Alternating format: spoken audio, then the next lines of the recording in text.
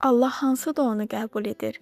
Əyyub deyirdi, sənə səmimiyyətlə dua edirəm. Əyyub duasında səmimiyyəti xüsusilə vurğulayaraq qeyd edirdi. Əlindən zülm gəlmir. Bədəni başdan ayağa yara içində olsa da, ağlamaqdan üzü gözü qızarmış olsa da, yenə Allaha üz tutur. Sanki Allahı görürmüş kimi, dostlarım məni ələ salır, amma mənim gözlərim Allaha baxır, ağlayır deyirdi. Sonra isə qeyd edirdi. Bəşər oğlu qonşusu üçün yalvardığı kimi biri də qoy mənim üçün Allaha yalvarsın.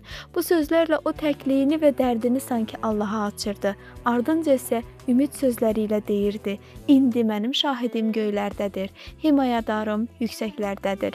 Sanki bu dua ilə Allahı ona sahib çıxmağa, bu çətin günlərdə onu qucaqlamağa çağırırdı.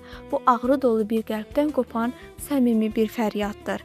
Bəs Allah belə duanımı eşidir. İsa belə deyirdi, qapını bağla, gizlində olan atana dua et. Gizlində olanı görən Allah səni aşkarda mükafatlandıracaq.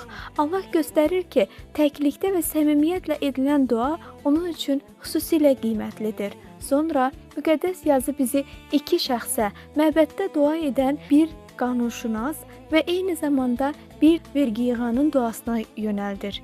İki fərqli insan, iki fərqli qəlb, iki fərqli dua. Din xadimi başını dik tutur, öz əməllərini sadalayırdı. Vergi yığan isə özünü nə Allaha, nə də insanlara layiq görməyərək, başını belə qaldırmadan belə dua edirdi. Ey Allah, mən günahkara rəhm et. Allah hansı duanı qəbul etdi? Əlbəttə ki, günahkar qəlbin səmimi fəryadını. Vergi yığan həmin gün evinə təsəlli taparaq döndü.